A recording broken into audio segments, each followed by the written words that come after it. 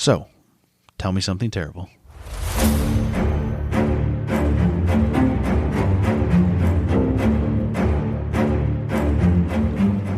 All right. Pretty good, and you? Every time somebody comes in the lab now and goes, like, hey, how are you? And I'm pretty good, and you? Not so bad in yourself. Like the... Oh, from Letterkenny? Letterkenny, yeah. You. Got to throttle that back. Take a 5% back, Squirrely Dan. Take 5% off there, Squirrely Dan? Yeah. If you haven't seen Letterkenny, go see Letterkenny. Oh, are we actually officially starting? Oh, yeah. Okay. Let's just call that a intro. All right. That was a sloppy intro. Yeah, it was. What's your name?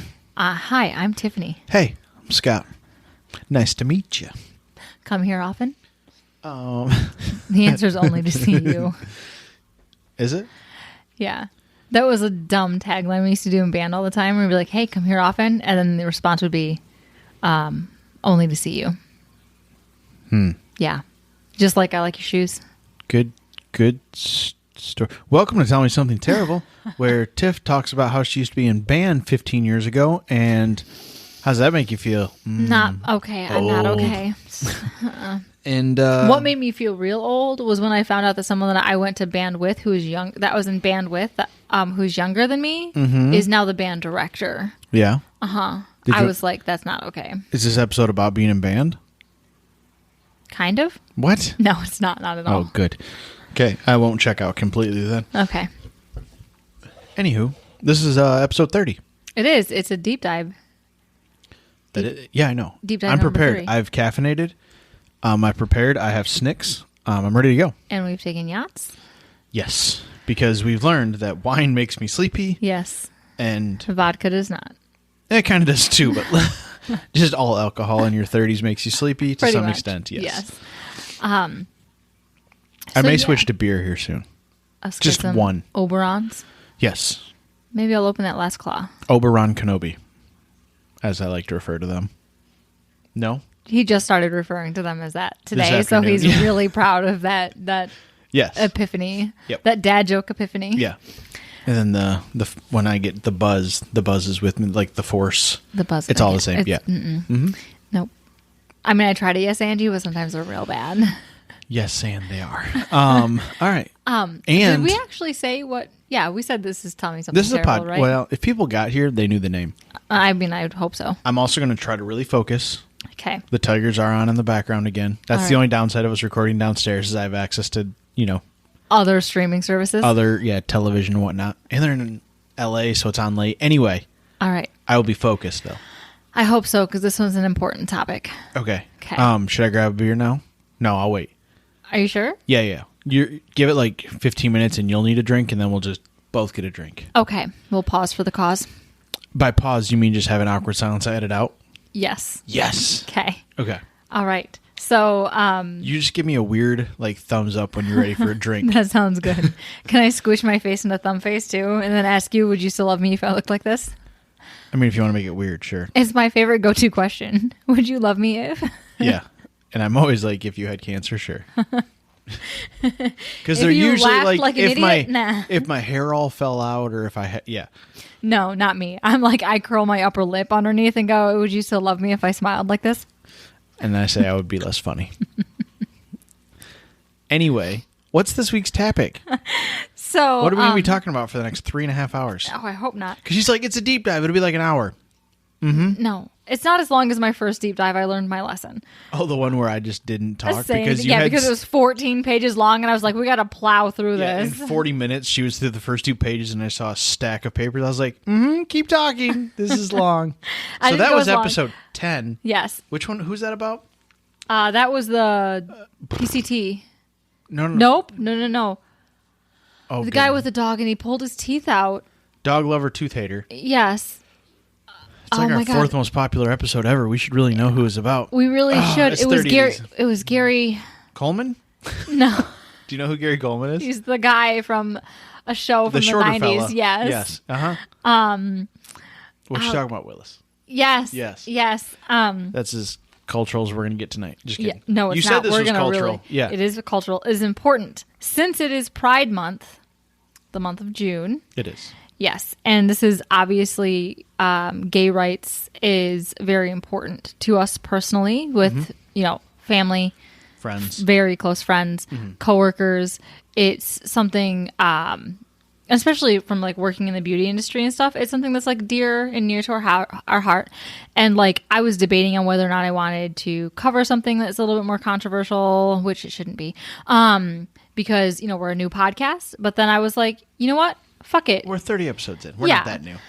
Just because we're tiny doesn't mean we're new. We've been. That is. We got an email from. We're over 3 months into this. By the way. Oh my gosh. I know. Yeah, and so I just wanted to pay homage in some sort of way that we could. Well, at the end of the day, it's our podcast. Yeah, exactly. Fuck you guys. If you hate it, stop listening. Skip this one and go to the next one where I talk about some dude who probably gets his brain blown out. Maybe I'll write the next one. Just kidding. Those are bonus pods only. Although I might write one just to help take the stress off a little. Yeah, because my topic. I am also running a business, like full on. I am the only employee in my business. You are the business. I am the business. It is as small as you can physically get. I do reception. I do cleaning. I do the actual work of aesthetics. I do the scheduling. I do the marketing. Like, I do it all. So, like, some weeks when I have full books, I'm like, I don't know if I can do this, guys. Once again, it is Thursday night, and this will come out Friday morning. So we are recording, editing, production. All happens tonight. Yes. And while we're drunk. So, excuse, some sloppiness. No, we still put out. It's pristine. The product doesn't change. No, yeah. We are consistently sloppy. I've never edited one of these sober. That can't be true. No, I'm joking. No, I was editing them like at the beginning on an off day. Yeah. Yeah. Not anymore. Nope. I'm really good at bringing it right up to the edge. I'm trying to be better. I have only 2 appointments over the next 2 days, so maybe I'll try to get a jump start on next week. Maybe. Anyway, gone off the rails enough. So, you ready for the drink yet? Just kidding. Not quite yet. So, again, since it is June, it is Pride Month. I decided to dedicate this episode to like the Pride awareness and talk about the terrible event that led up to the inspiration of the first Pride parade. Okay. Which is the Stonewall Inn Riots. Stonewall Inn? Yes. Not Stonewall here in... No. Okay. New York City. I figured it wasn't here. And isn't Stonewall Jackson a person? Yeah, he's... Military? Important? Are you fucking kidding me right now? Do not... I'm sorry. Don't... No. Okay. We've been I know over this. you listen to the dollop. Jackson. Yeah, Stonewall Jackson. Yes. Yeah, I know. He's a president. Okay, I know this much. Okay, he's the guy who had who would go and he was notorious for the dog. Oh no, the dog is stuck. The dog has hooked one of our mic cords. All right, this is going to be our drink break. Hold on.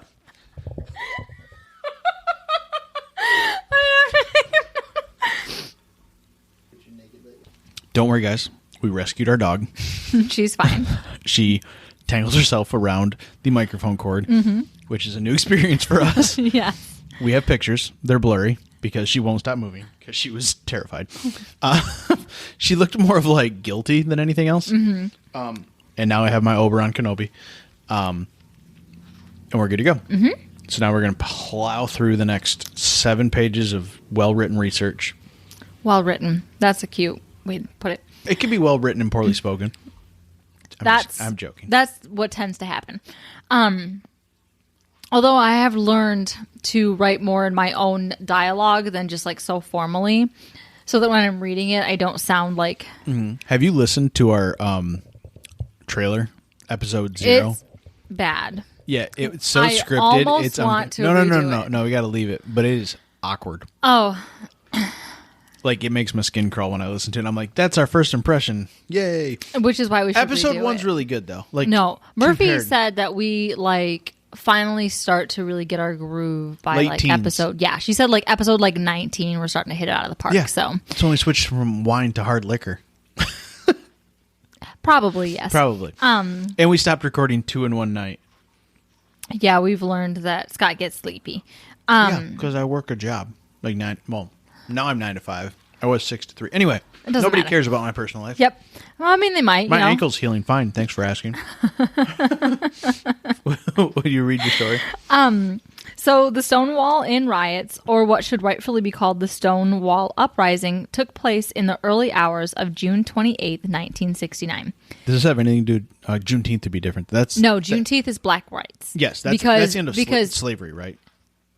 Sure. So, I mean, like, technically, some yes. extent, The amendment was put in place to end that was made slavery. a national holiday today. Yay.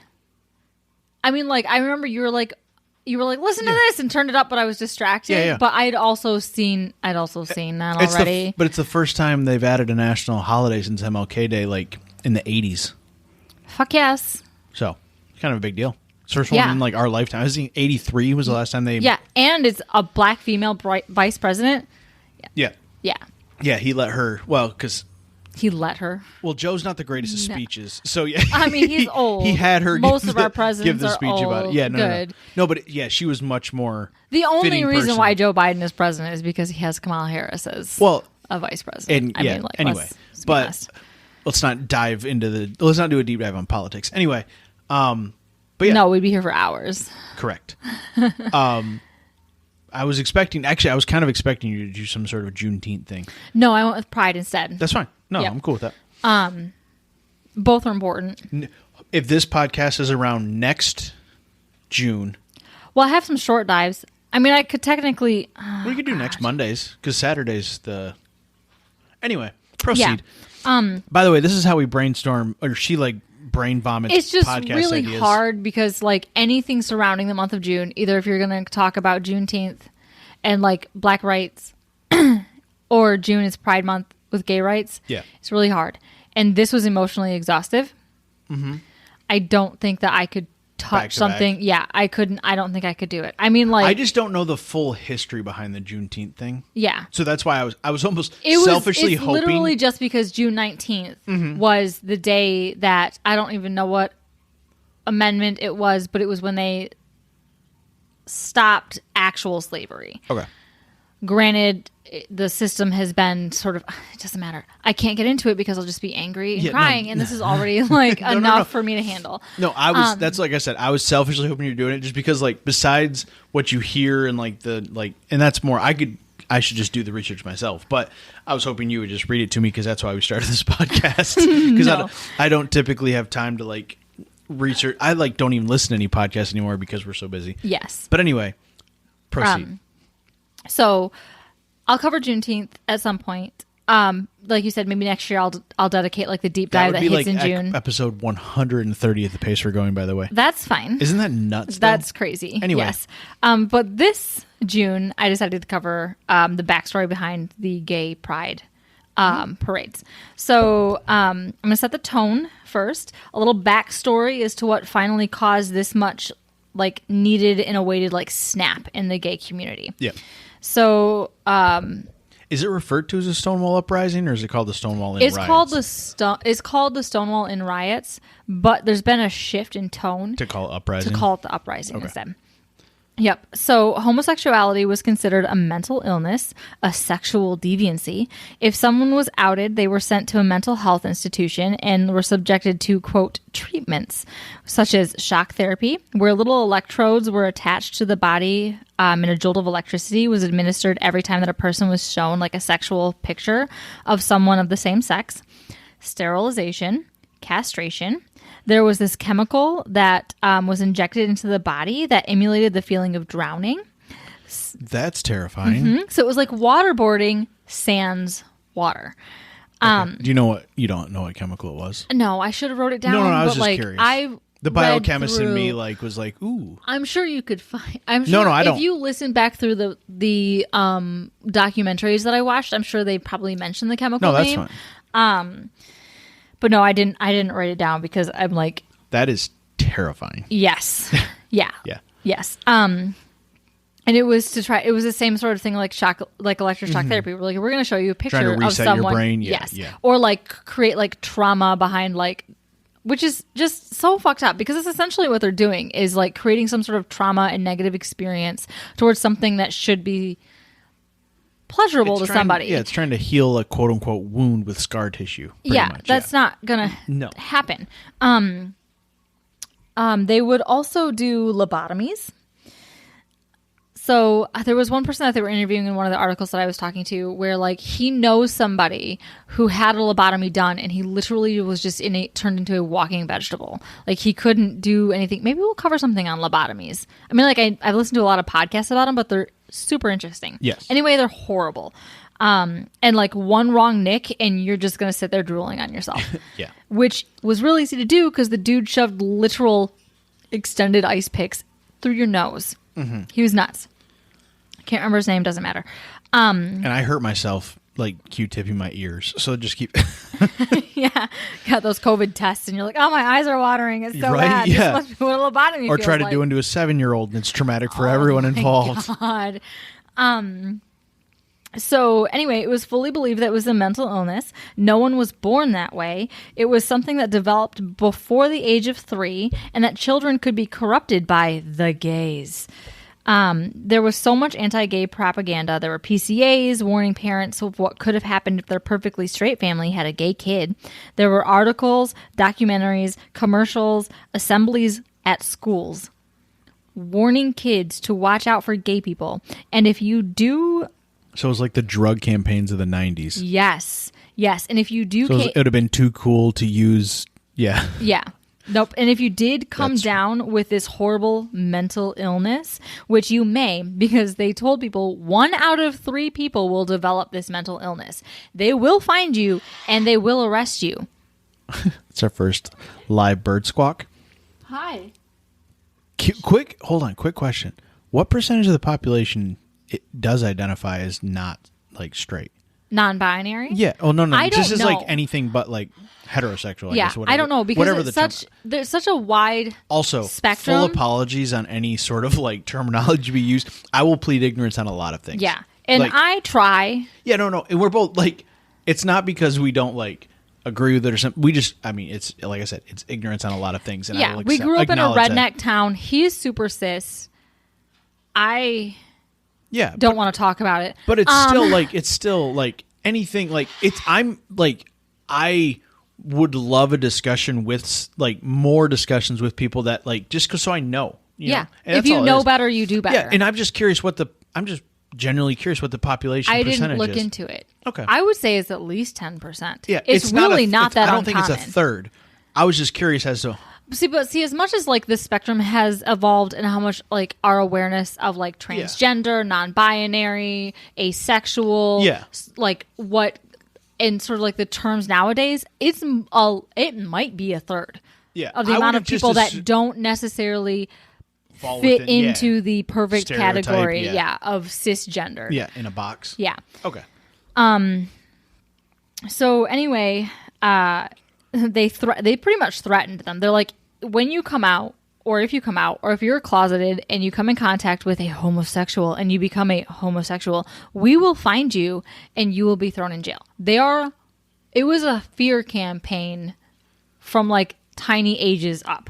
Mm-hmm. They show a lot of and what like decade are we dealing with here? The 50s and the 60s. 50s, 60s. Okay. Yeah, the first like gay activists started popping up in like the 20s. I didn't really go into that too much because there's so much detail, and I'm like, this is going to turn into like a full series if I don't just chill. Good. For all of June, every episode is just going to be the same thing here. Yep. Cultivating in these uprisings. Yes. So there are a lot of summaries of like these clips of all the propaganda in this PBS documentary called Stonewall Uprising, which I highly recommend watching. Is that the one you've been watching with my headphones on all week? Okay. Yep. It was an hour and 40 minutes long. And of course, I was constantly pausing it and writing stuff down. So it took me like 3 hours to get through. I was going to say, one night you watched it for like an hour and you're like, I'm 10 minutes in. I was like, no, okay. That was a different documentary. That one was only 25 minutes long. Okay. Then I started the Stonewall Uprising later that night. I watched like an entire baseball game and you're like, I watched 10 minutes of that episode or that documentary. I was like, you've been over here all night.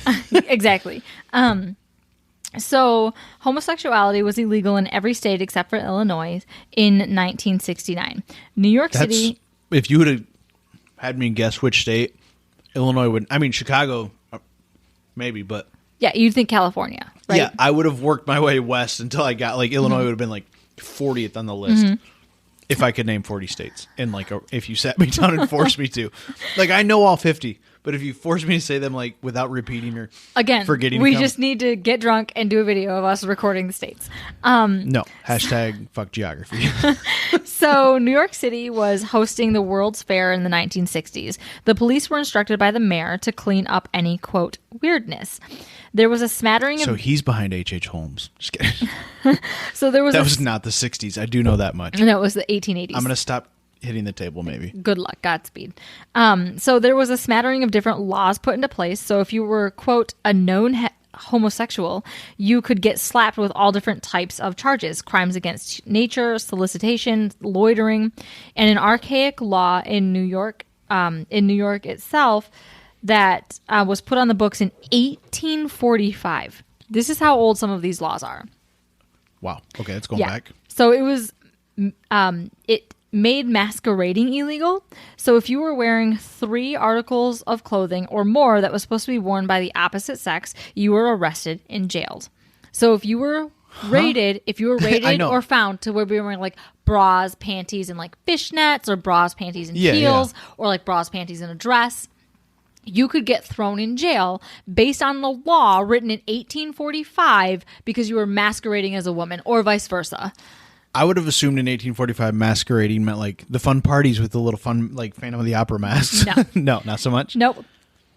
Not that Phantom of the Opera was set in the 1840s. Just I don't actually. I don't know. But and I love that musical. I'm just saying, like I would assume it meant like fun, parties with masks. No, nope. Feathers and such. Masquerading was probably just a cute. That was the way they identified. So if you were found guilty of homosexuality, your name, your crimes, your workplace, and your home address were published in public newspapers. So you're straight a pedophile, like the way like Watchdog and all that stuff is now. Yes. Yep. And that was the thing too. Like a lot of people were like, a lot of that propaganda, like clips that they were showing, was like, dirty old men will be preying on like 13-year-old boys. And you're like, no, bro, homosexuality is not pedophilia. I hate to break it to you.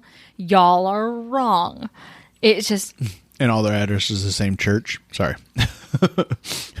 You thought you were going to go there.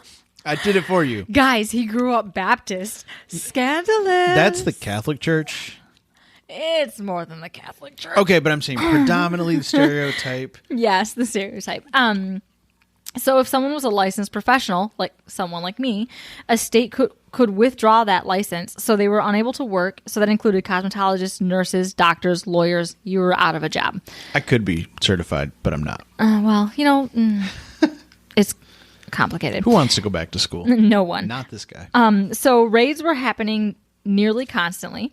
Neighborhood neighbors, raids, right? Raids, Okay. yes, raids. I couldn't tell if you said raids or raves, and I was like, both are applicable. Yeah. The 60s, no, raves is more of like an 80s and 90s thing. So raids were happening nearly constantly. Neighbors were encouraged to call on neighbors. Police raided businesses, restaurants, parks where homeless LGBTQ people were known to live. You should do that paper right on top of your cheese, by the way. That's fine. And then like people's personal homes and bars.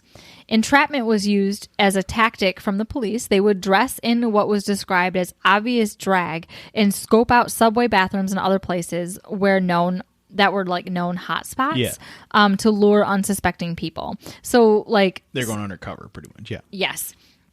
So there was another rule that would deem a place disorderly if they served alcohol to a known gay person. So like even a restaurant could get raided because there was somebody in there that the public knew was outed, and if they got served alcohol, that restaurant could get fucking raided. Ridiculous. Yeah. So at its peak, there were 500 people a year arrested for crimes against humanity. And Makes me want to paint my fingernails out of spite. Yes. Lily did that one time for you. Didn't she paint them yellow? Yes. Well, she's painted my fingernails twice. Yeah. Oh, look at you go. They're both like 5 years ago. Yes. Well, we've got some nice gel polish. We can paint your fingernails. Maybe my toes. Okay. So at its peak, there were 500 people a year arrested for crimes against humanity, and another 3,000 to 5,000 people arrested for other lesser charges associated with homosexuality, like the masquerading statute and soliciting. Okay. Soliciting. Soliciting?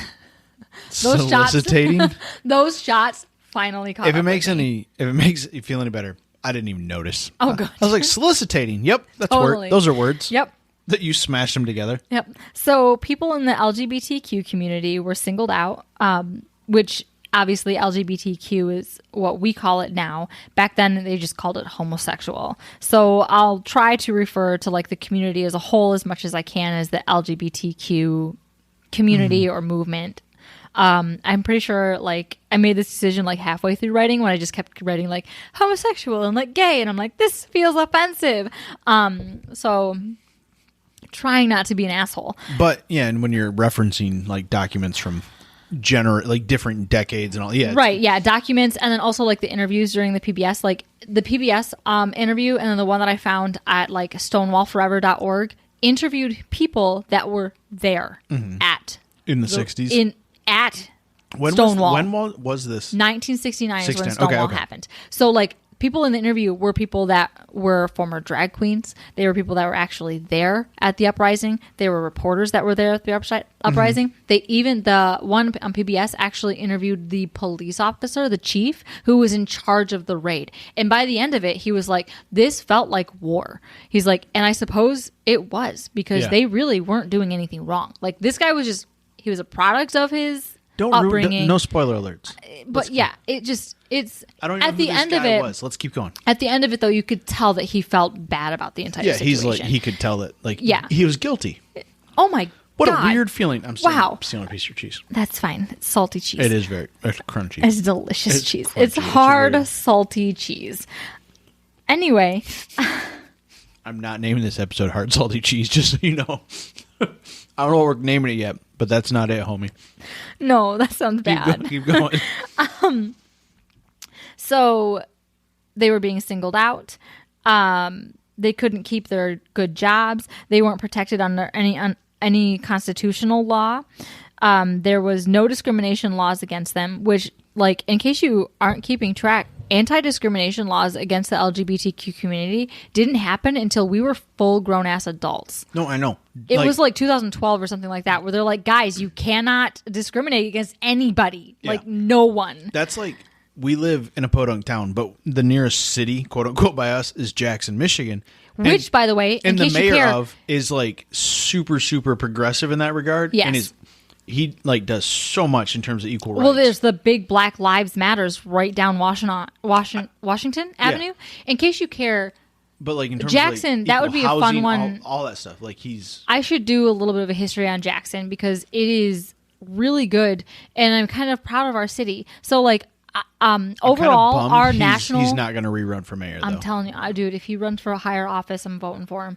So anyway, so the national 11 to 12% is the minority population for Black people in this country. Okay. The city of Jackson is sitting at 25%, which is super high for a city in the north just because of the history of Jackson, which we should cover someday. Maybe I'll do like a lighthearted one. Birthplace of the Republican Party. Okay, look, way back then, the Republican Party, Lincoln was a Republican. It flipped eventually, and then Bundy is a Republican. Anyway, it's a really complicated history. I just dropped my anxiety pen. That's the sound you make when you're 30 and you bend over to pick something up, by the way. If the mic caught that. So I don't understand how the fuck you can live in Jackson and be racist. Like, I don't get it. I can't, my brain just can't handle it. Okay, but there's unfortunately just racist people. Anyway. It doesn't matter. Again, off the rails. It's because we're talking about human rights. This podcast literally could be 2 hours long, guys. So just I'm trying grab not your to. snacks. Do a couple shots you with might have to us. listen. No, because most people listen to this like on their way to work or on their lunch break. Still grab a couple shots with us. We want you to be employed at the end of the day. Yeah. Just bear in mind, you might have to break this up on a multi-day. I'm trying not to let it lag. No. That's so fine. anyway, it's a lot to get through. Yes, it's a lot to get through. It's really emotional. It's so important. So, the police were told to clean up the city, and that's what they did. The gays were being hunted. If you even looked at someone wrong, you were beaten and arrested. And it wasn't just the police. A sort of vigilantism formed around finding members of the LGBTQ community and putting them in their place. A quote from Martin Bryce, who was in both of the documentaries that I watched and was part of the Stonewall riots. Like, he was there the night of, the first night. And he was in the thick of all of it in the 60s in New York City. He was an advocate. He said, quote, "You could be beaten. You could have your head smashed in a men's room because you were looking the wrong way. We could lose our memory from the beating. We could be in wheelchairs like some were. Hunted. You could easily be hunted. That was the game." The game? The game. That's so a terrible way to put it. People would go out to try to find people to beat up. The police would go out and do it. Or people would just go down to the village and like openly gawk, because the village was the only safe community that anybody from the LGBTQ community had to go to. And so in New York City, you're talking? In New York City. Okay. Yep. So when you hear about like the village, it's Greenwich Village, which is where Stonewall was placed, like right in the middle of. Okay. And it was the only place you could go to. And so you got to be yourself. You dressed flamboyantly. You were out and open. It was like a respite from like everything that was horrible. Yeah, safe place. Yeah, and so people would literally, just for the hell of it, just for like entertainment, would go and gawk at the gay community. Yeah. Yeah. So it was hard. I can't even imagine. So people would go down to Greenwich Village, which was to 42nd Street, to Christopher Street, which is where the Stonewall Inn was located, just to, like I said, watch the gays. It was a form of entertainment. Of something that was supposed to be a sanctuary. I already went through my little spiel, which is half of this paragraph, so I have to find where I need to go. And so get your pen going. Yes. So as people became more open and homosexuality became more visible, the violence only increased. There was some attempt at organizing for equal rights prior to the uprising, an attempt to kind of like use the momentum of the ongoing civil rights movement. The Mattachine Society was prevalent at that time. They would meet in secret behind closed doors because they were afraid that the FBI were watching them. In 1966, once it was finally legal for restaurants to serve alcohol to a known gay person, they organized sip-ins where they would openly declare their sexuality at taverns and restaurants. And if they were turned away, they would sue the restaurants. So the Mattachine Society gained momentum. Okay. The Mattachine? Mattachine. It's a Greek word or something like that. I didn't look it up. Okay. I should have looked it up. No. I saw it in passing. It's just the sort of like the first, not the first. It was a prevalent gay activist group in the 60s. So, it sounds familiar, but I was just hoping you had like, full history here. No, we're not going that deep of a dive. The raids then slowed down a little bit after that law was passed, allowing them to openly serve alcohol and no longer be considered disorderly. So then the mafia got involved. What? Yes. That's not Took a turn. You flipped huh? the page and I was not expecting mafia to come out next. Yep. So because establishments were afraid of getting shut down because of the disorderly law, the LGBTQ had no place to gather, to feel free, to be who they were, to connect, to find love, friendship, or acceptance, because you literally could not even like show any form of affection to someone of the same sex, or you could get thrown in jail for crimes against humanity. Yeah. So the mafia decided to profit off this unfortunate circumstance. The Genovese crime family, they would open their own bars and such, usually under the guise of what was referred to as bottle bars, which meant a person would pay a membership fee or a nightly cover to come inside the building. So the patrons were supposed to supply their own bottles of alcohol and have a place to mingle and be safe amongst other people like themselves. Okay. So this wasn't actually the case. That would be like the cover for it. Alcohol was still served. And because this is New York City in the 1960s and the mafia is involved, corrupt cops go hand in hand. Naturally. Yep. So the mafia runs bars that would be tipped off by the 6th Precinct, which is the overseeing like police precinct of the village. Okay. Yep. And so they would get tipped off by the 6th Precinct, which is where the Greenwich Village was located. If a raid was happening, the bar was tipped off. They would turn on the lights, which was the universal warning to like, hey, stop dancing, stop doing what you're doing, hide your alcohol, the cops are coming. The cops would come in, snoop around, take their payoff, their bribe money to like not shut down the establishment, and then they would be on their merry way. Stonewall was one of these gay bars, a bottle bar run by the mafia. The Genovese crime family purchased the Stonewall Inn in 1966 when it was originally a straight tavern and restaurant. They cheaply renovated it and opened it back up in 1967. And it was a dumpster fire. Yeah. So you make it sound so appealing. Oh, it's bad. Don't worry. That's a nice way to put it.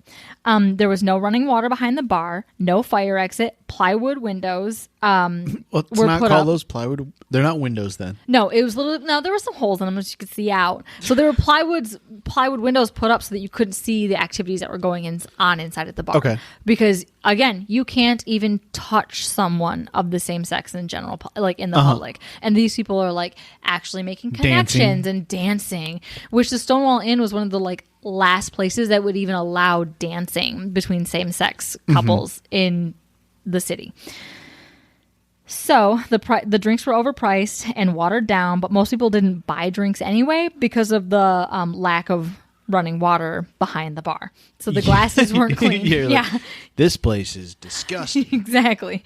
But it was, again, a safe place to meet and be yourself and to dance. So gay people weren't allowed, like I said, they weren't allowed to dance together in public. It was totally illegal. So Stonewall was one of the last places that allowed the same sex to just dance and hang out. The Stonewall was at first for just gay men, gay white men. But soon lesbians were allowed to enter, and then eventually the transgendered. Okay. The usual setup in the Stonewall was that you're like... So there was discrimination within the LGBT? Oh my God, it was horrible. Okay. Like, I didn't get into it, but in 1973 when they did a big parade... It's just shocking. I mean, nothing's shocking, but it's still like... Oh. Crazy that there's discrimination within a group that's discriminated. Yes. Like, so I mentioned Sylvia Rivera later on, and in 1973, she went to a pride and she tried to get up on stage over and over again, and they refused to let her. And so she finally made her way up, and all of the white people in the crowd started booing because she was half African American. Okay, I was gonna say, she sounded like she's a drag queen. So she's half African American and she's a drag queen. And so, like a transgender. So she was like, how dare you? She straight up called them out. There's a huge famous speech. She's like, I've had been beaten. I've been raped. I'm fighting for the same like rights that you're fighting. Yep. Like, shut the fuck up and let me talk. Yeah. Like, I didn't put anything in there because it was after Stonewall that this has happened, but it was a big, it's a shame. Yeah. Which I don't understand because like New York City is where all of the gay kids from like the southern states would come to because they knew that there was a community there. There was at least a safe space. Yes. So there were black kids, there were Asian kids, there were white kids, there were poor kids, there were middle-aged kids, like middle-class kids, there were rich kids. Everybody came here. It was the most diverse place in New York City because it was the only place you could come to, but still there was discrimination. I feel like this is across the universe. That culture. Yeah. Yes. If you haven't seen Across the Universe, it's amazing. I mean, you don't even have to be a Beatles fan. Just watch it. It's a musical, and all the songs are Beatles. Yes. And it's good. It is. So, oh my gosh, I lost my spot. Okay, so all of your like you have your quote, pen. You haven't underlined anything. I know. You're stressing me out without. It's because I'm very passionate about this. She's gonna be sore tomorrow because she's talking with her hands so much. So anyway. Your quote typical gay people were in the front, so these were your straight appearing, usually white, well dressed, and that was because it was the 60s and there's still racism. And then in the back room around the corner is where the jukebox was located, and this is where your transgendered would hang out. So it again, like I already went on my little spiel. I don't need to go on this little half of my paragraph. So the Stonewall was raided on June 24th. Okay. First. So the Stonewall Riots happened on the 28th. Okay. So they were already... This is 1969 then. 1969. Okay. So they were initially raided on June 24th, which is the Tuesday before the uprising. It's crazy to think that our parents were alive for this. Yeah. Like that. Like that's the hard part for me to like. But like your parents are much older than mine. Yeah. Mine were 9 and like 5. Yeah, my parents were They were in high school at this point. There's no way they would have a fucking clue. No. I know. Like unless they were like paying attention to like world news, which no, not even this. There was literally one article in New York Times. Okay, that's all. But anyway, like it's just crazy for me to wrap my brain around the recency of it all. Right, which is why it is mind-blowing. Yeah. It's why it's a problem. You're like, this shit should be happening 200 years ago, but it's happening literally like in our parents' lifetime. Yeah, like a generation away from us. In these documentaries, these people are our parents' age talking about getting the shit beat out of them and having brain injuries. Yeah. Like, they're alive. Just for who they are. Yeah. I can't. I'm fine. It's fine. So, again, they were raided on the 24th, which is just a few days. It was a usual raid, which typically happened on a weekday night when the bar was slow. The managers were tipped off. The lights came up. The cops came in. They got their payoff, and they left, which is your normal raid. It's just a typical Tuesday at this inn. Exactly. Or any gay... It's the mic. It's getting limp again. At any gay bar, that was like what would typically happen. Mm-hmm. So but the raids were ramping up. It was an election year, and the mayor, John Lindsay, was running on a platform to help clean up the village. So the police chief, Pine, don't ask me his first name. I was sick of looking through all of my research. I know I wrote it down. I don't give two shits right now. I don't think there's a ton of police chief Pines to distinguish between. And he was in the PBS documentary. Okay. Yeah, this is the one that I mentioned earlier. So he wanted to shut Stonewall down for good, to damage it so badly that it ran out of business. So he planned a second raid, unbeknownst to anyone else. It was a clear black night with a giant white moon, and about 1 a.m. on June 28th, 1969, Chief Pine and 5 other officers entered the Stonewall Inn. There was no tip-off, no warning. They didn't even notify the 6th precinct of the plan. They just showed up with paddy wagons and warrants. What's a paddy wagon? I don't know. The big... Stop judging me, lady. Okay. It's your like stereotypical like 1920s like this is the van. 60s. Yeah, except like they're not covered anymore. It's like almost like like a U-Haul van, except it's all black and has 2 doors that open in the back like a SWAT team van? Yes, that's exactly it. A paddy wagon is a SWAT team van. Okay. Yep. Why do we call them a paddy wagon? I don't know. I need a full history on paddy wagons. Okay. Add that to your list. I have a very long list. That sounds like a hamburger food truck to me. Oh my God, guys. Why does that not exist? That's just me. I don't know. I'm telling you, everybody needs a marketing team. Next project, the paddy wagon. Hamburgers. And a food truck. Yes. Yeah. And I'll have a mustache like a cop. Please, no. It was so bad. Please don't ever do that again. That was just for Halloween. Oh. What did they say? What did everybody at your work said you look like? Paul Blart, which is offensive. Will you stop holding your mic? It's going to get limp. No, it's not. It's fine. It's staying. Okay. Anyway, don't call a guy Paul Blart. It's not nice. So anyway, there was no tip-off, no warning. They just showed up with a paddy wagon, and they started raiding the SWAT. They called them paddy wagons. Mm-hmm. So the officers assumed that if things got heavy, they would just be able to send for help from the nearby precinct. First, the police started in the front, pushing everyone to the back room, checking IDs, checking to make sure that your gender matched your license.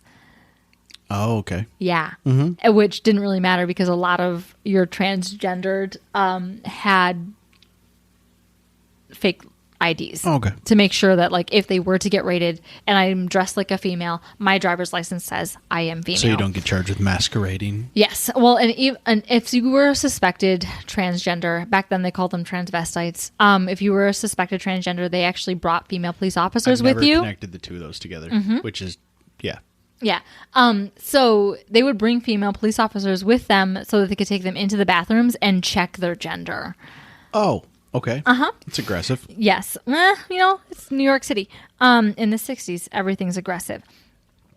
So at the same time, a crowd began to gather outside of the bar as people began to fight back inside instead of just like standing around quietly, because usually it would take like a half hour. They'd go through the place, they'd arrest a few people, they'd check some IDs, it'd be done, over with. They'd get their money, they'd leave. Instead of just sitting there quietly and letting the cops raid them, they were like, no, fuck this. Like, this just happened 4 days ago. You're being assholes. This is fucking ridiculous. Yeah. I'm sick of it. It's been decades having to deal with it. So the community, like I said, just got sick of it. Word got around the village and up to the park where a lot of like homeless street kids would sleep at. A lot of the LGBTQ would come there and be homeless. Anyway, it got up to this park that they would sleep at, that there was a revolution going on. So everybody headed down to Stonewall. Yeah. So the crowd began to swell as more paddy wagons arrived and to take away the arrested LGBTQ members. So people were being pushed out and leaving the Stonewall with their arms held up in V's for victory. Quite a few people were witnesses to what was described as quite a butch lesbian. That's quotes. There's other words that they used that's like the nicest. Yeah. She was in handcuffs, and she is sort of like touted for throwing the first unofficial punch that sparked the fire, and like really got the momentum going. So there was a full shift in the uprising after she came out fighting. Gotcha. She threw the first stone. Yes. So her name was Stormy de la Verre. She was an MC for the theater circuit and a drag king who performed at the Apollo Theater. She a drag king? Yes, because she's a... No, I've never heard the... It's the only time that I've ever really seen in her, like in this context. Yeah. Because she dressed... Okay. As a man. Yeah, no, I understand the concept. I just never heard the term drag king. Yeah, I'd read it in passing, and I was like, she was it's like, self-explanatory. they called her like the first drag king, like when she was emceeing, because she'd go do these shows dressed as a male. Yes, yeah, in what makes her comfortable. So later she became a gay rights activist. Stormy later admitted that she was... I think when she did the first punch, she was a great right. That was like the most activist like you can be there. Yeah. So Stormy later admitted that she was the one in handcuffs along with other witnesses that had cooperated the story. A friend of Stormy's named Lisa Canistraci said, "Nobody knows who threw the first punch, but it's rumored that she did, and she said that she did. It was chaos." Stormy was being beaten by 4 cops against one person in handcuffs. Yeah.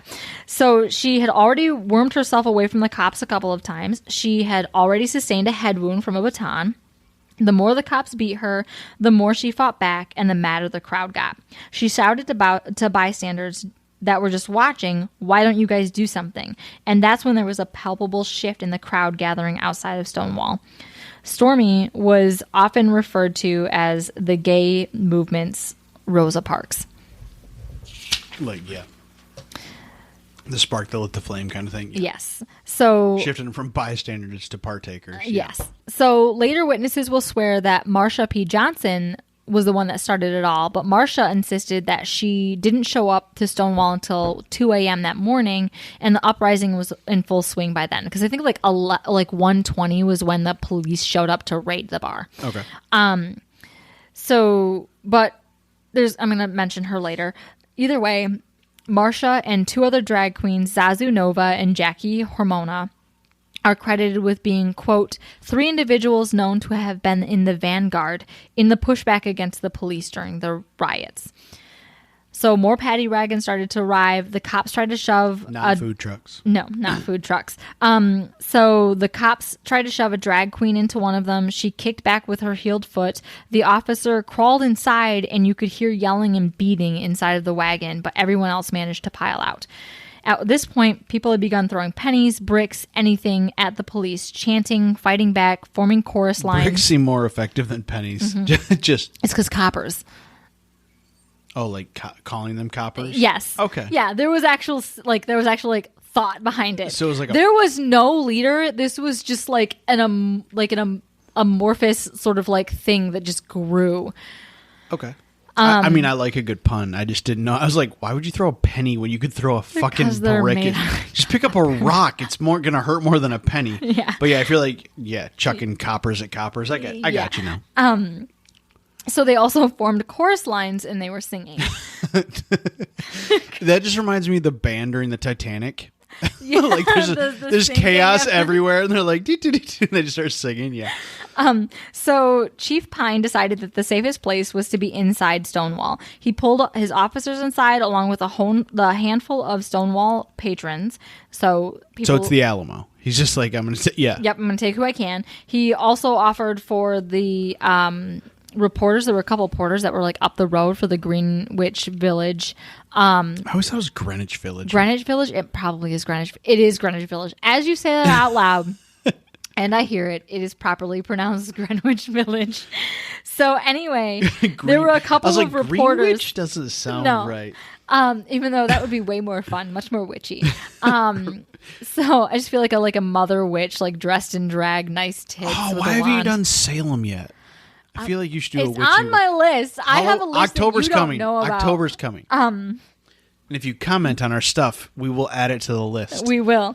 So Greenwich Village Voice, there was a couple of reporters there because they were like right down the road, and one of the guys in the documentary is one of the reporters, and someone ran in and was like, oh my god, like there's shit going down, like, and he's looking out the window like, oh my god, there's shit going down. So they like run down there. They're like, okay, this is chaos. So they have to run back to get their press passes. Like there's like two drag queens like sitting at the bar just with giant beers, just like, fuck all this noise.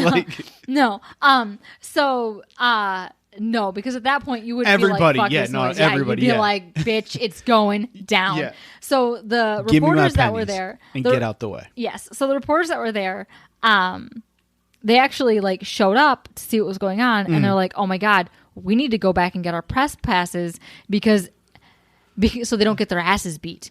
Because, Yes, so they don't think they have something in hand saying like, we're not part of the riots, we're just press, and they're less likely to get their asses beat. Yeah, by either side. Because after everything that's happened this last year, we know it doesn't fucking matter if you have your press passes, your ass is getting maced anyway. Yeah. Anyway, they got pulled in with the police officers and a couple of essentially hostages. And so the crowd that first night swelled to over 600 people. They started banging on the plywood windows trying to get in, and soon a drag queen named Miss New Orleans started pulling out a parking meter. Others joined... Yes. Like out of the ground? Yes. Okay. So others... It's that Cajun strength. So others joined her to rip it out of the ground. They succeeded and started using it as a battering ram. As a weapon? Yeah. Yes, as a battering ram to try to get into the Stonewall. Uh-huh. And then people started showing up with lighter fluid. So they're like, fuck it, we're going to burn the place down. They were in the middle of a barbecue. They're like, whoa, whoa, whoa, whoa, whoa. Let's take this with us. No, they ran down to the street vendors where they sell cigarettes and got lighter fluid and came back and just lit the place on fire. Gotcha. So they were trying to, burn the police out. Mm-hmm. So meanwhile, inside, the officers were being threatened by their chief, Pine, not to fire a single bullet unless he fires first, knowing that it would turn into a mass shooting if they shot 100%. Yes, if they had shot one single time.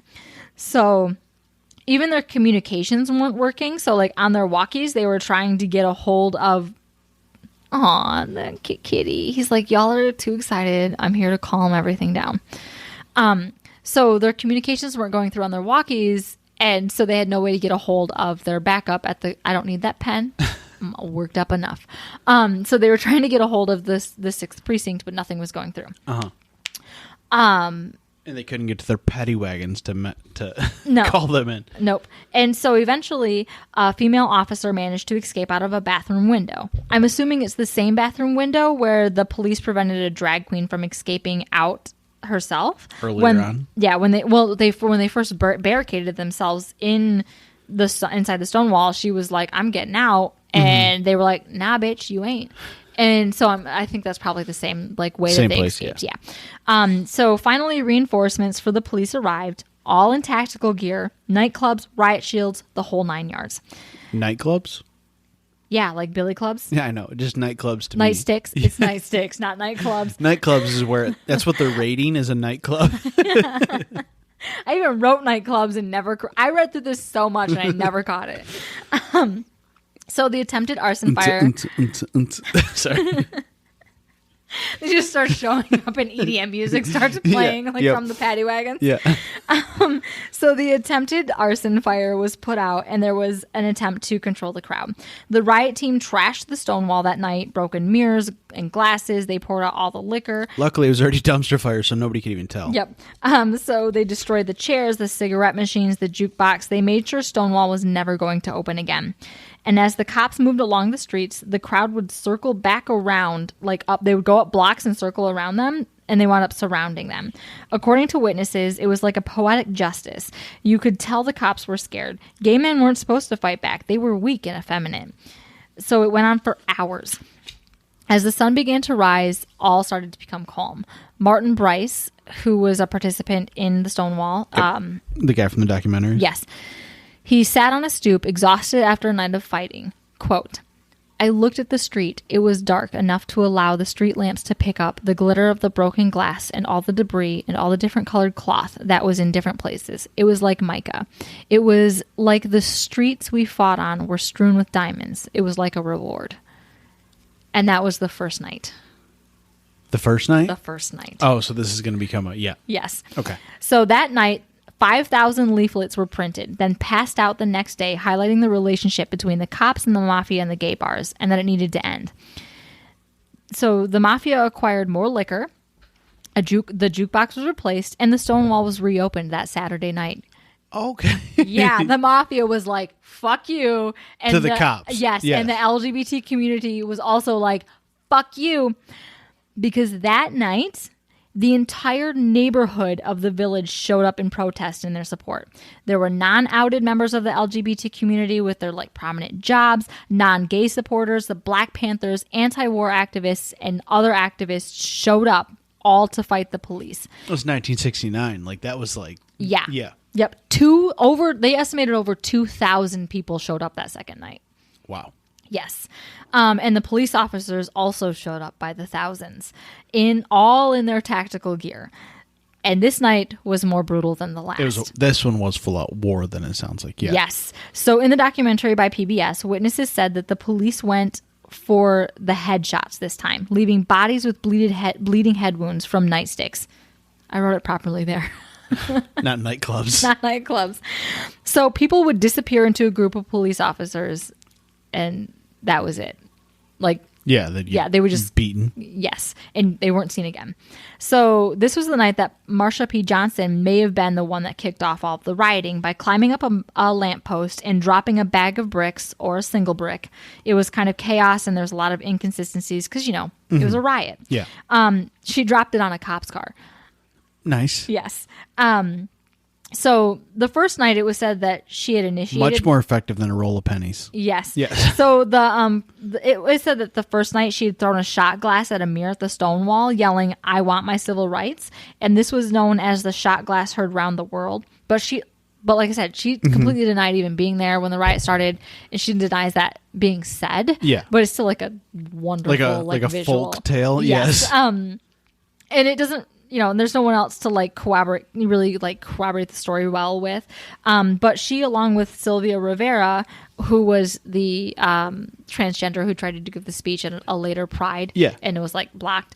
They helped sort of lead the riots on the second night. The pair then later went on to start STAR, which stood for Street Transvestites, which is now transgender. Yep. Action Revolutionaries, which was a group committed to helping homeless transgender youth in New York City. And Marsha was a drag mother, so she helped a lot of other transgenders sort of navigate this world that they wanted to be accepted into. So, also, fun fact, when asked what the P stood for in her name, she responded with "Pay it no mind." She was described as loving and generous, and Marsha was sadly found dead in the Hudson River on July 6th, 1992, shortly after the Pride Parade that happened that year. The police obs decided that it was a suicide, despite the fact that those who knew her best said that she did not have any suicidal tendencies, and she was also found with a head wound. Okay, So, from a nightclub? More than likely. Yeah. Well, 1992, maybe. That's where the raves came in. Yeah. So the case was closed until like 2002. It was reopened, and as far as I could find, it's still ongoing. Gotcha. So and obviously they're going to cover up anything they can. Oh, I'm sure. So the uprising continued. Like I said, 2,000 people showed up to the protest. They held hands in a show of public affection, forming a long chain of people, blocking traffic down Christopher Street, chanting, "It's happening again." Your mic's moving. It is. It's got a mind of its own. It does. So they were chanting the gay power and "We want freedom now." And Christopher Street belongs to the Queens. People lit trash cans on fire, danced, sang, chanted, antagonized the police as they were arresting people. They would call them pigs, told them how good they looked, and grabbed their asses. Nice. This is the second night still? This is the second night. Yep. A cop car was flipped at one point. An unsuspecting... Sorry. And you gotta flip a cop car, right? Yeah. That's how you get your point across. So an unsuspecking taxi this is the 60s. driver... Those cars were not light. No, they were not. Those the Crown Vics or whatever. Yeah. So an unsuspecting taxi driver was surrounded by protesters, and the guy was so scared that he had a heart attack in his car. This was the only fatality. And then came the tear gas. Because a protest in America isn't complete unless police dress in riot gear, throw a chemical weapon outlawed by the Geneva Convention for use in war into a crowd of unarmed people. You know, it's a long... Of American citizens. Yeah. Yes. Yep. It's a long-standing tradition. So, guys, it's not just 2020. It's the 1960s, too. Yeah. Doing this for decades. Yeah. Anyway, this was the most brutal night of the uprising. Smaller demonstrations then took place over the next few days, spurred on by the horrible media coverage of being called gay cheerleaders and headlines like, I'm not going to say the F word. Okay. Sunday F follies. Yeah. Yeah. So and it's not fuck. Just so. No, I have no qualms with the 4-letter F word. It's the 3 to 6 letter F word that's the problem. Yeah. So there were a total of 6 days of protesting and, quote, rioting. And by the third night, messages were painted on the plywood windows of the Stonewall, asking for acceptance, rights, and peace for the LGBT community in the village. The Mattachine Society actually had left a message on that windows. Other activist groups did too. More activist groups joined in on the protests. A total of 21 people were arrested over the course of the event, 13 of which were on the first night. Many police officers and protesters were injured. There was no actual number associated with who just many got hurt. Yeah. Okay. Just a shit ton. I'm assuming hundreds. Yeah. If there's like a combined 4,000 people, yeah. Mm-hmm. So the Stonewall Inn Riots was the spark for the gay rights movement that ignited the fire that needed to fuel the forward momentum. The Mattachine Society held a gay power march from Washington Square Park down to Stonewall. The Gay Liberation Front was formed. They held dances to raise money for the movements, to fund an underground newspaper, bail money for protesters, and lunch for the poor, and to show the mafia that they were no longer needed as the only form of entertainment. Okay. They so got that this. They can support themselves. Yes. Yep. You know, and just also to sort of like signify the shift too. I think it's like, oh, instead of being underground, y'all already fucked up. We're already here. Y'all already know we're here. It's sort of like a spit in the face. Yeah. Yep. So then on the anniversary of the Stonewall Uprising, June 28th, 1970, America's first Pride Parade was held. It was first called the Christopher Street Liberation Day. There were no floats, no music. The cops turned their backs to the parade members in open disdain. There were no plans as to what they were going to do once they got to their destination, which was Central Park. Okay. There were no planned speakers. They just started walking. So they all planned to meet near the Stonewall. It started with about 100 to 120 people, marching with banners and signs and chanting, "Say it loud, gay is proud." They headed up to Christopher Street towards Central Park. They started out single file. So the point was to make their numbers like look larger and sort of more spread out as far as they could go. Yep. And by the time they had reached Central Park, thousands of people had joined in. Okay. off of the streets. Gotcha. So it wasn't just a single file line. At No, that it point. wasn't just the first 100 people. By the time they got there, people in the village, other people that had came there, like, to watch, people just had joined in. Like, watching the documentary, oh God, I can't remember who it was. It might have been Martin Bryce again, but there were so many other good people. They were, like, in tears because they were there at the front lines, and I'm pretty sure it was Martin Bryce. He had made it. They made it to the front, and then he looked behind him and just saw thousands of people. And like, still to Just this the day, emotional overwhelm. yeah, Yeah. he was like crying in the documentary. Guys, you have to watch it. It's amazing. So there were speeches that were made, and there were rights that were fought Was for. that a YouTube video? You then like was It was on YouTube? PBS. Okay, so Like you can PBS.org, you can American share the Experience. link when we post this. You can share it in the comments. Okay. Yep. So Pride marches have happened every year since and continuing to this day, along with their ongoing fight for equal rights, because somehow 50 some years later. they're still fighting. Yes.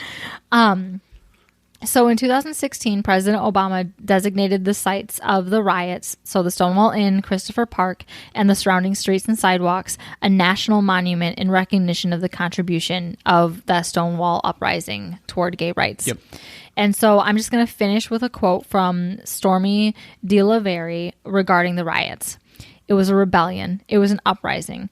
It was civil rights disobedience. It wasn't no damn riot. Yeah, which is why it should be.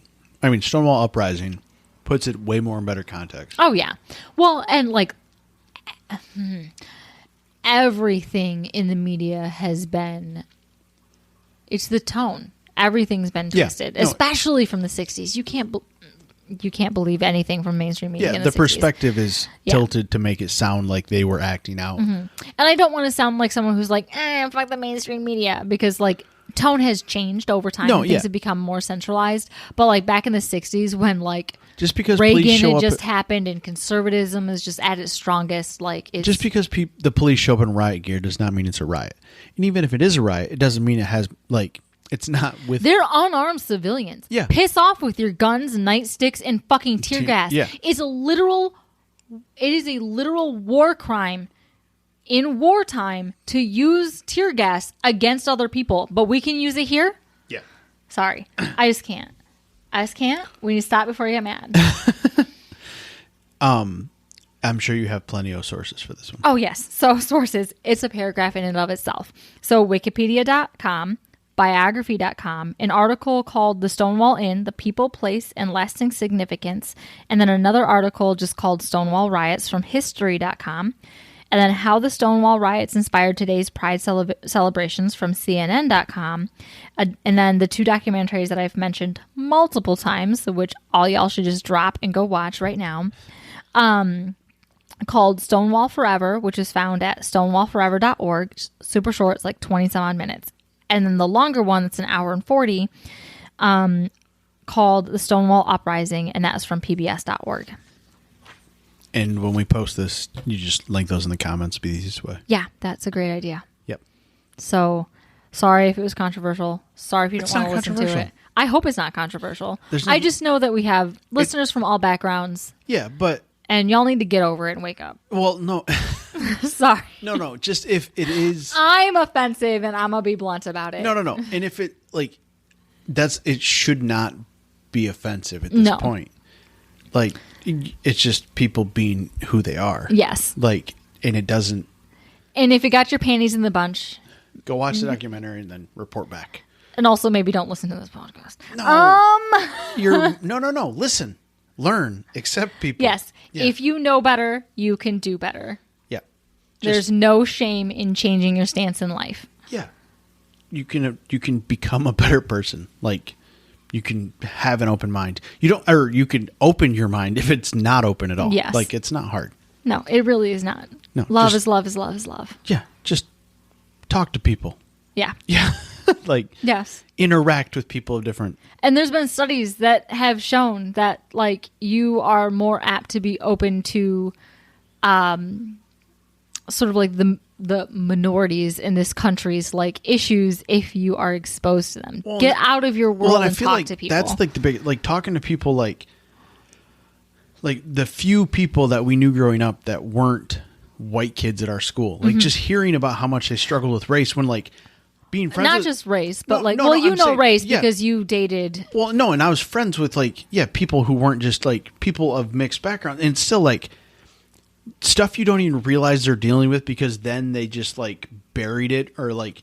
Oh yeah, And if you're there was a literal hate crime that happened when we were in high school, and it got brushed under the rug. Like they said it on MySpace because we're that old that they were going to do this because he was gay, wound up with stitches in his face, and they never. Yeah, I just can't. It's just it's so crazy. Like it's stuff you don't even realize because like guys, we graduated in the early aughts, like late aughts.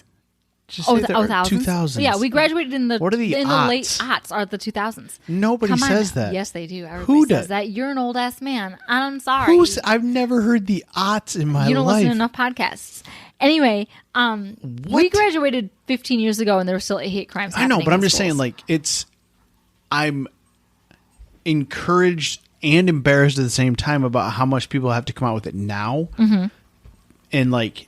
Just had to hide like it's so great. Anyway, it's like I said, I was ignorant to it because I had assumptions that it didn't exist, and it did. Mm-hmm. Oh, bad.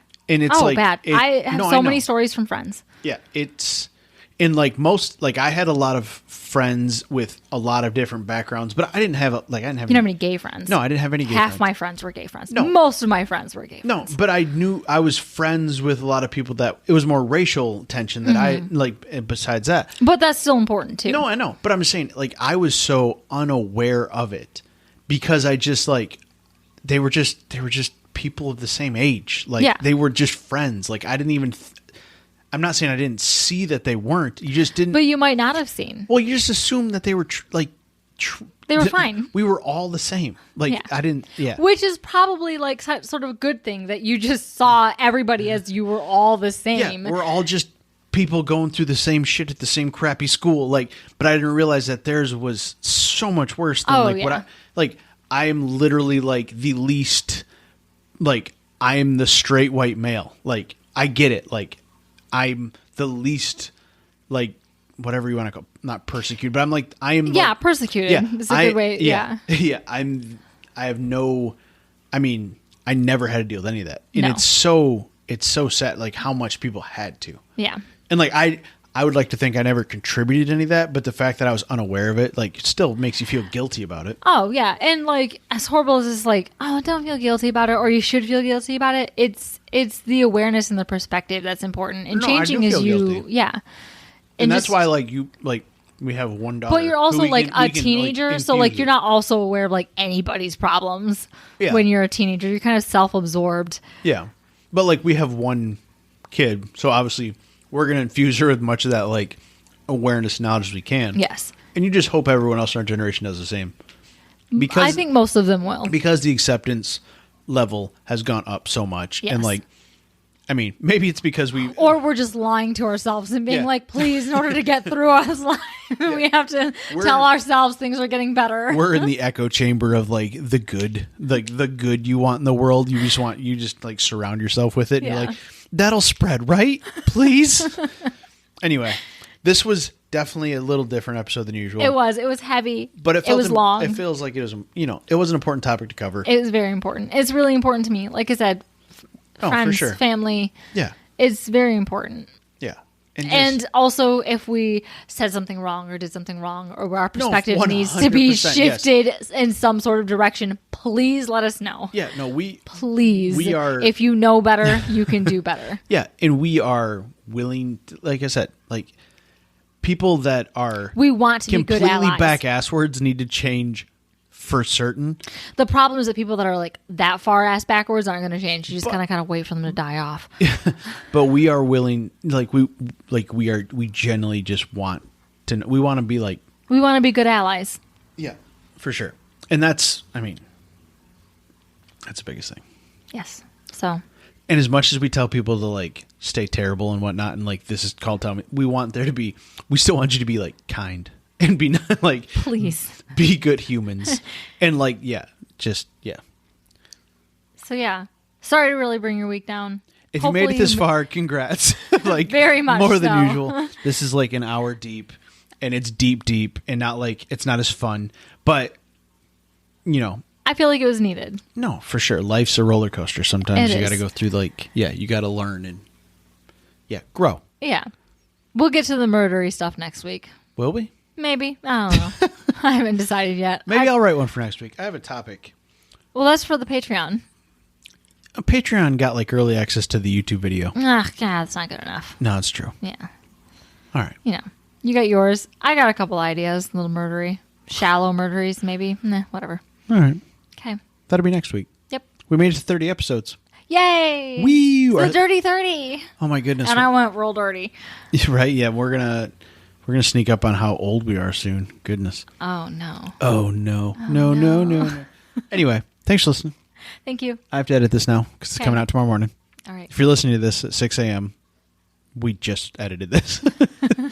All right. Goodbye. Thanks, guys. Bye. Bye. Bye. Bye. Stop. Bye. Thanks for listening to our terrible podcast. You can find us on Apple Podcasts, Spotify, and Google Podcasts, or wherever you like to listen. Feel free to follow us on Twitter at TMSTPod. And if you'd like to support the show, you can find us on Patreon at Tell Me Something Terrible.